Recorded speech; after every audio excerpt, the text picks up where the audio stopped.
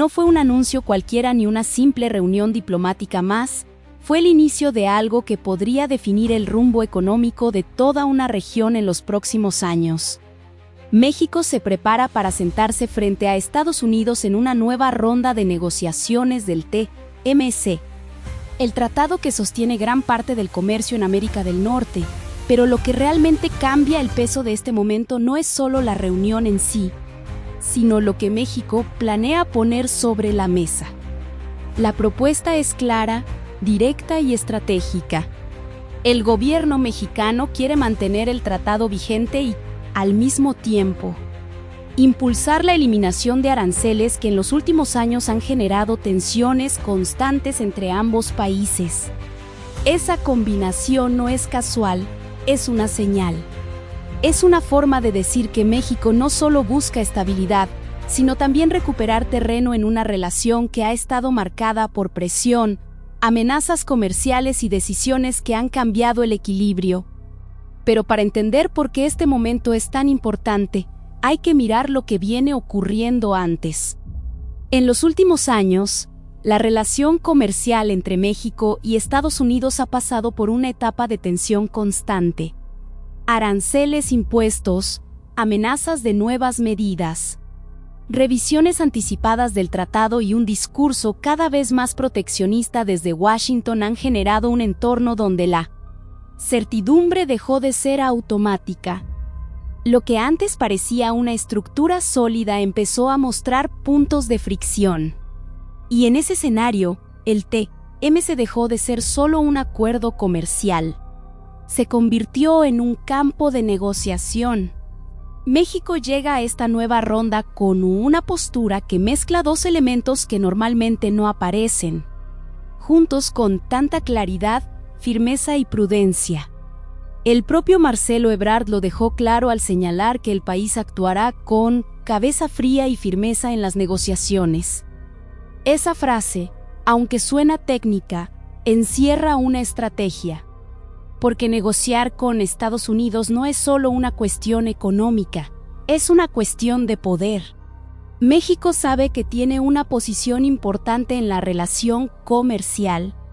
Es uno de los principales socios comerciales de Estados Unidos y una pieza clave dentro de las cadenas de producción.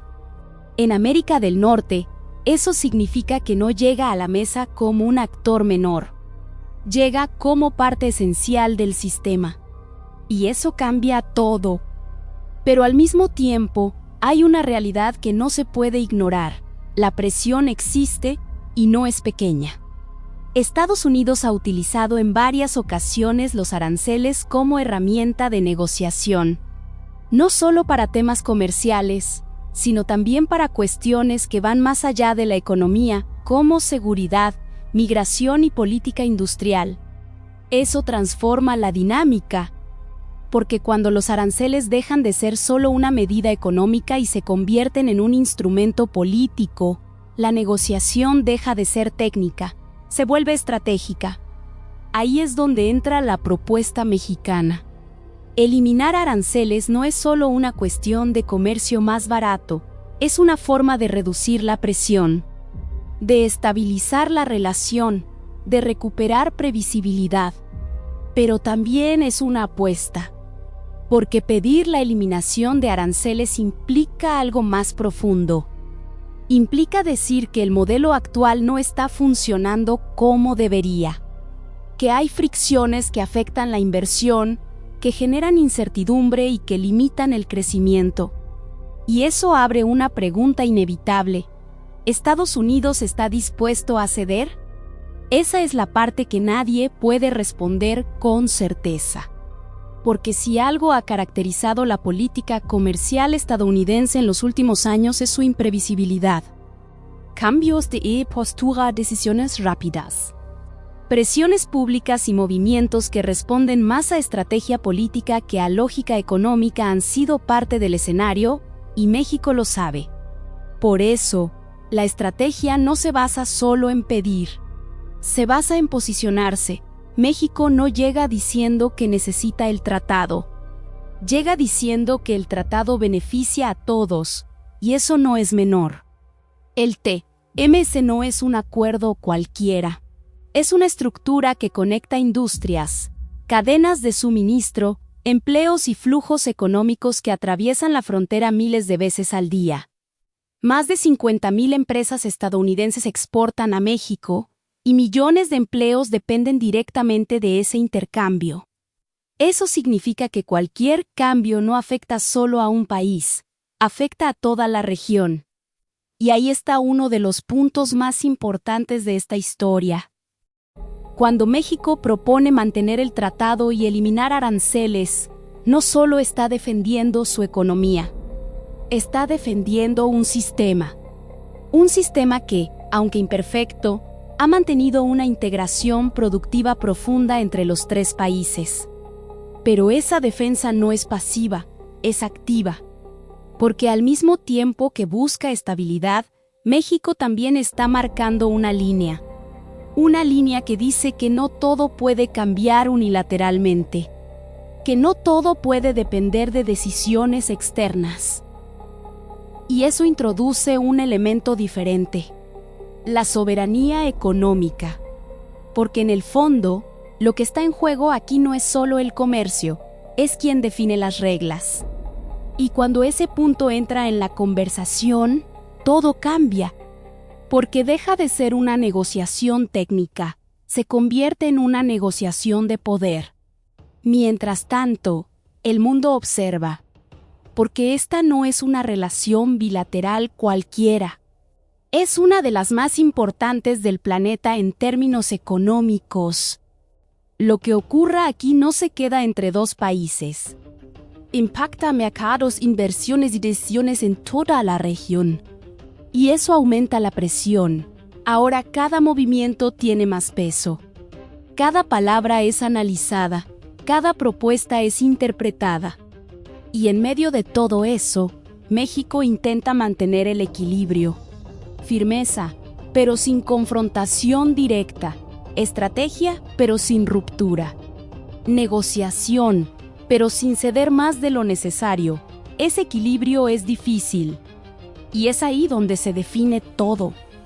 Porque si las negociaciones avanzan, el resultado puede reforzar la estabilidad económica de la región. Pero si fallan, el escenario cambia completamente.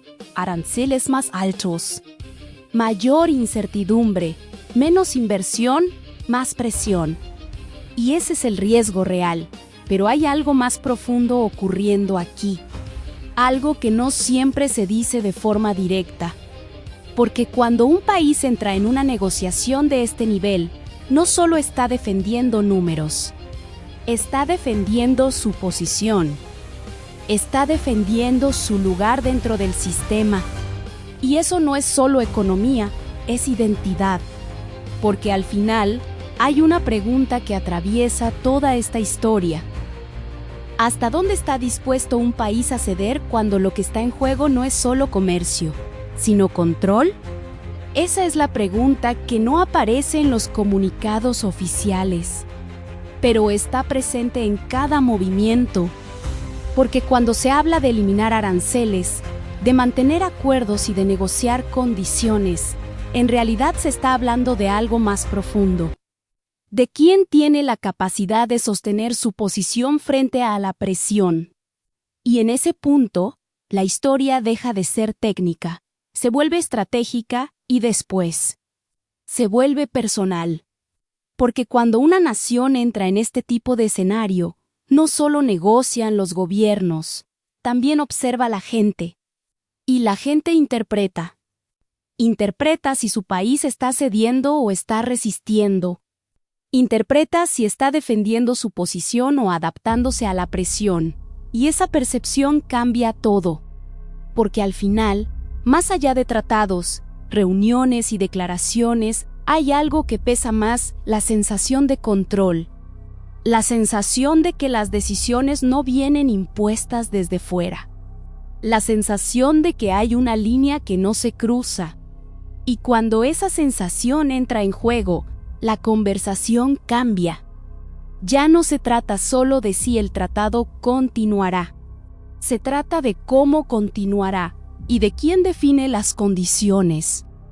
porque en ese momento, la negociación deja de ser solo entre países. Se convierte en una prueba de posición, una prueba de firmeza, una prueba de hasta dónde puede llegar un país cuando tiene que defender algo más que su economía. Y ahí es donde todo se define, porque la pregunta final ya no es si habrá acuerdo. La pregunta es otra. ¿Qué estás dispuesto a aceptar cuando lo que se negocia no es solo comercio, sino la forma en que tu país se posiciona frente a una potencia?